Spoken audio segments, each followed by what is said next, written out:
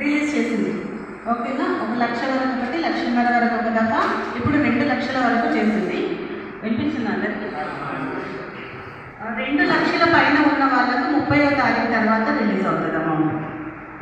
కొన్ని కారణాల వల్ల మనకు కొంతమందికి ఆగిపోయింది, ప్రస్తుతానికి మాత్రమే. ఎవరికైతే రాలేదో వాళ్ళందరూ కూడా మీ సమస్యలు, అంటే కొంతమంది ముఖ్యంగా 4 ప్రాబ్లమ్స్తో కొంతమందికి ఆగిపోయినాయి. ఎవరికైతే రేషన్ కార్డు క్లియర్గా ఉందో, ఫ్యామిలీ ఐడెంటిఫికేషన్ అయిపోయిందో వాళ్ళందరికీ కూడా అయ్యింది. అవునా? రేషన్ కార్డు లేని వాళ్ళు కానీ, లేదంటే ఆధార్లో ఒక పేరుండి లోన్ ప్రాబ్లం అమౌంట్లో ఒక పేరుండి కానీ, ఆధార్ మిస్మ్యాచ్ అంటారు.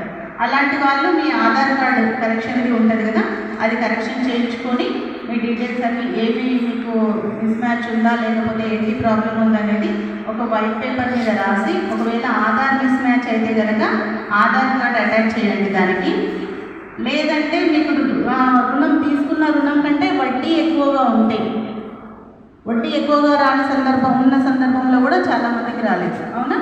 అలా ఉంటే కనుక మన కన్సర్న్ బ్యాంక్, మీ ఏ బ్యాంక్లో అయితే లోన్ ఉందో ఆ బ్యాంక్లో మీ స్టేటస్ అంతా తీసుకొని, అంటే మీరు ఎప్పుడు లోన్ తీసుకున్నారు, ప్రస్తుతం ఇంట్రెస్ట్ ఎంత ఉంది, అసలు ఎంత తీసుకున్నారు అని డీటెయిల్స్ ఉంటాయి కదా, ఆ కాపీ ఒకటి జత చేసి మళ్ళీ మీ తెల్ల కాగితం మీద మీ డీటెయిల్స్ అన్నీ పెట్టుకుంటూ ప్రాబ్లం ఏంటి అనేది గ్రీవెన్స్ రూపంలో ఇవ్వండి. వాళ్ళు ఇంకా ఓన్లీ వీళ్ళకు మాత్రమే అవ్వలేదు, మిగతా వాళ్ళందరికీ, అంటే రేషన్ కార్డు ఉంది, ఫ్యామిలీ ఐడెంటిఫికేషన్ అయిపోయిన వాళ్ళందరికీ కూడా దాదాపుగా అయింది. 2 పైన ఉన్న వాళ్ళకు 30వ తారీఖు తర్వాత అవుతుంది. ఎవ్వరు మాకు రాదు అని మాత్రం కంగారు పడద్దు, టెన్షన్ పడద్దు. ఊరికే ఎన్నిసార్లు అంటే మేము తిరగడం వల్ల మీకే ఇది, ఒకసారి గ్రీవెన్స్ ఇచ్చేయండి. మాకు ఏదైనా మీకు ఏ ప్రాబ్లం ఉన్నా గ్రీవెన్స్ ఇచ్చేయండి, అన్నీ కూడా సాల్వ్ చేస్తారు. ఓకే అండి. 9/12/2018 నుంచి 12/12/2023 వరకు ఈ మధ్య కాలంలో కొత్త లోన్లు కానీ రెన్యువల్స్ కానీ ఎవరైతే ఉన్నాయో వాళ్ళందరికీ కూడా తప్పకుండా మాఫీ అవుతుంది. మాకు కాదు అన్న ప్రసక్తి అయితే లేదు, తప్పకుండా అందరికీ అవుతుంది. కానీ కొన్ని టెక్నికల్ ఇష్యూస్ వల్ల, నేను చెప్పాను కదా కొన్ని రీజన్స్, ఆ రీజన్స్ వల్ల అవ్వట్లేదు. అలాంటి వాళ్ళందరూ కూడా మీరు మీ మన ఏవో ఆఫీస్లో గ్రీవెన్సెస్ అనేది ఇవ్వండి.